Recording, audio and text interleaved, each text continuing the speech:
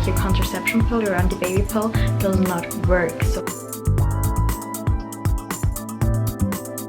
you can't eat anything that is like slimy, sticky, nothing like that at all.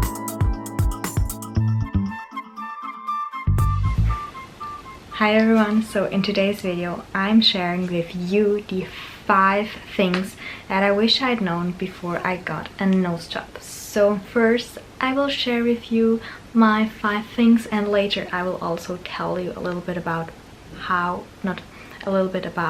why I got my nose done and how it was and what I did get done. So let's just start in the 5 tips that I wish I'd known. So first of all, when I woke up after the operation, my throat hurt so much. Like it hurt so much, and I was not prepared for that. I was prepared for pain here, but not prepared for the pain in my throat. And the reason why it hurt so much was because when they like put a thing so you can breathe during the operation in you, they are sometimes not that gentle.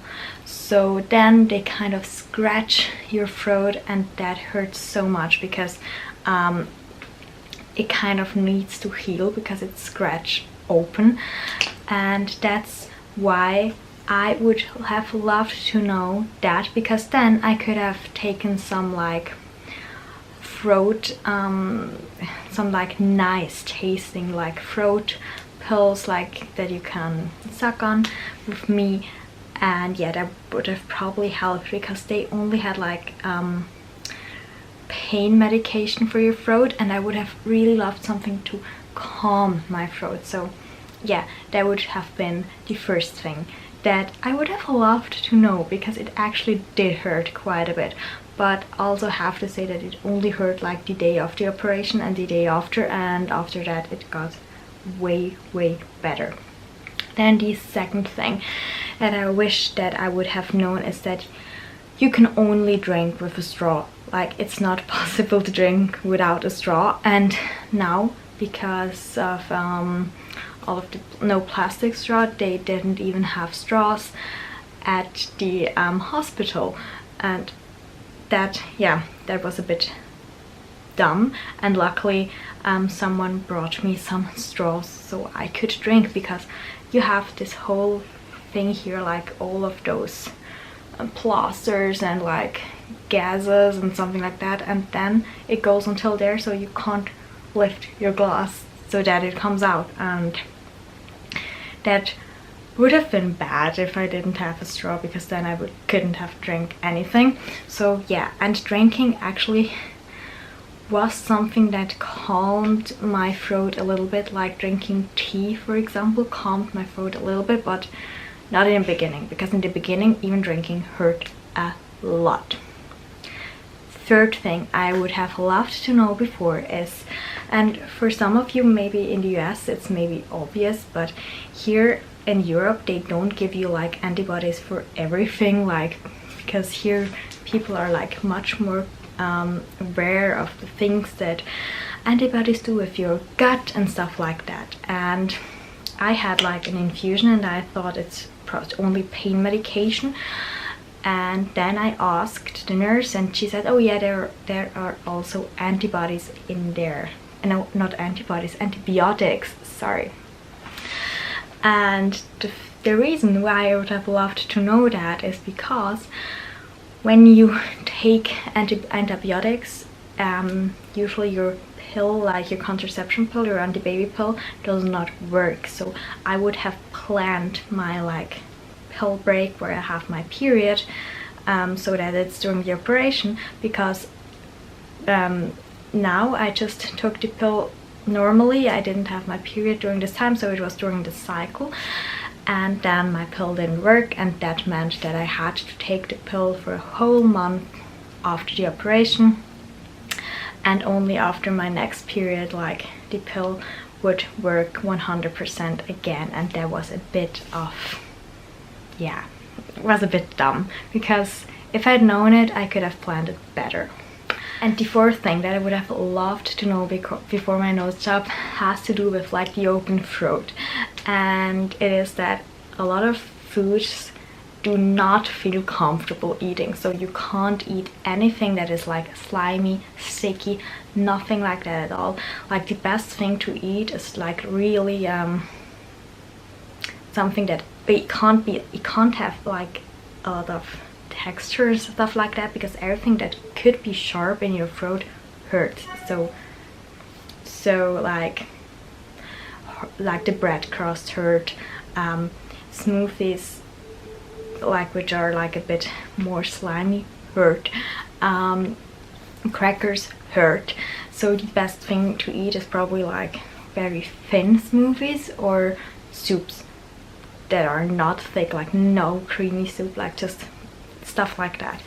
And yeah, I would have loved to know that too, because then I could have brought some other stuff with me, because in the hospital they obviously don't have the best food, first of all. Even though I have to say that the food in my hospital where I was actually pretty good. But I mean, I did have a menu where I could choose things from, but like the menu also like had 4 or 5 different options, and sometimes like if you're that if everything hurts you, and maybe I'm just like not used to pain, and that's why it hurt my throat, because I never have throat problems.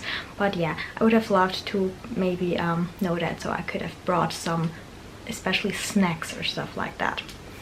And then the 5th thing is, everyone always told me that it hurts so much when you put like the things, because for the first 2 days you have like those gases in there.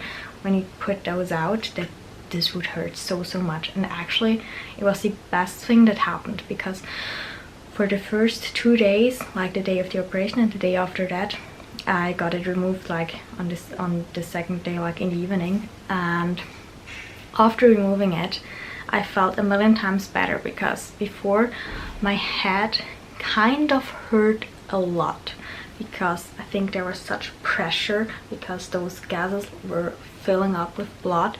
So it gave me pressure all over my head, and it made me feel like it was a really bad headache, and I couldn't really sleep because my throat hurt and that hurt. And then on the 2nd day, when they put it out, it was immediate relief. My doctor told me to just stay like, lie normal, because he took it out whilst I was lying on the bed, and to just stay lying for another 10 minutes before I stand up, because of the blood, so that no blood will go out and stuff like that.